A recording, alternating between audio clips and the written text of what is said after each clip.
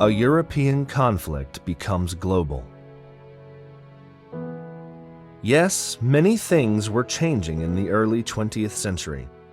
In our last chapter, we mentioned that a man named Woodrow Wilson became president in 1913.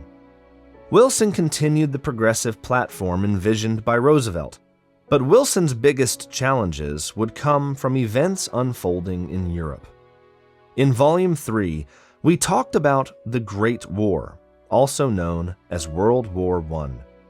World War I began in Europe in 1914.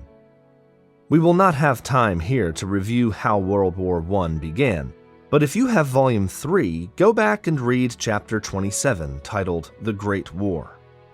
At any rate, by the fall of 1914, Europe was descending into war as Britain, France, Italy, and their allies took on the German, Austrian, and Ottoman empires. The slaughter of the war was appalling.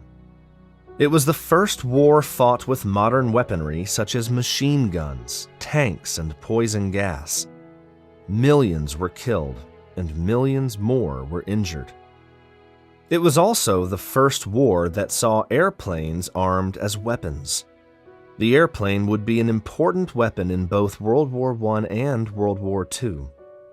Orville, who lived until 1948, hated to see his invention become a weapon of destruction.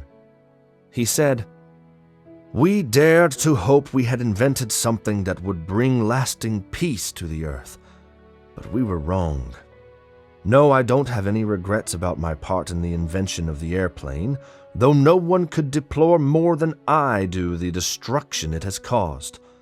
I feel about the airplane much the same as I do in regard to fire. That is, I regret all the terrible damage caused by fire.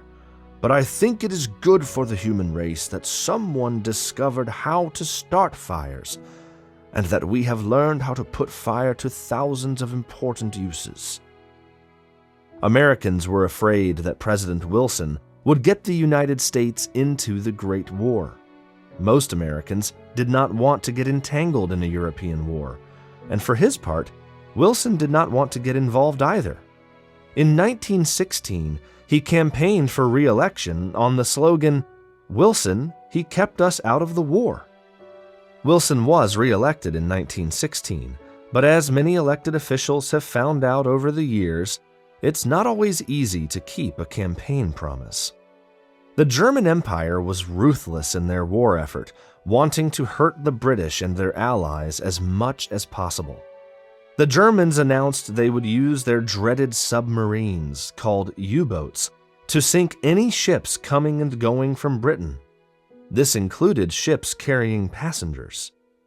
In May of 1915, a German U-boat attacked and sunk a British passenger ship called the Lusitania.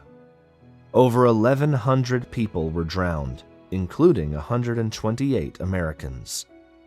The people of the United States were outraged. "How dare the Germans attack a passenger ship carrying innocent civilians?" people objected. To be fair, the Lusitania was also carrying weapons bound for Britain, a covert attempt by the United States to help the British. But Americans did not care about that. U.S. citizens had been killed, and that was enough. Newspapers carried wild stories of other German atrocities, leading many Americans to think the U.S. would get into the war. But Germany apologized to the U.S. and promised to not attack any more civilian ships.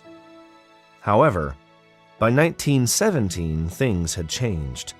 The war was going very badly for Germany, and they were desperate for allies. The German government sent a secret telegram to the government of Mexico asking to make an alliance. The Germans suggested that if the U.S. ever got into the war, Mexico should invade the southern United States. Germany promised Mexico would get the American states of Arizona, Texas, and New Mexico in exchange for their support. Unfortunately for Germany, the British intercepted the telegram and made it known to the Americans. Americans were absolutely outraged that Germany would try to stir up war on their southern border. millions of Americans began clamoring for war. Fearing a U.S. attack, Germany went back on its promise and in February 1917 again began attacking civilian ships. A few days later, a German U-boat sunk and destroyed the American line Housatonic. Exasperated and outraged, the United States Congress declared war on Germany on April 6th and entered the Great War. Even so, the United States was not ready for a fight. It took time to mobilize their forces, and the government called upon millions of Americans to produce food, weaponry, and other resources. Then, even more time was needed to get their forces to Europe. But by summer of 1918, around 2 million American soldiers were fighting in France. Even though the war was in its late stages, United States soldiers fought in some of the biggest battles of human history. The Battle of the Somme lasted for 140 days and included over 3 million men, 1 million of whom were killed or wounded, making the Somme the biggest battle ever fought. Germany surrendered in November 1918, bringing the 4-year war to an end. But the cost had been horrific. The ravages of the Great War had left an astonishing 20 million people dead. Europe was in ruins, and the United States, though only in the war for a little over a year, lost 114,000 men. To put that in perspective, that's about 195 Americans killed every single day the U.S. was in the war.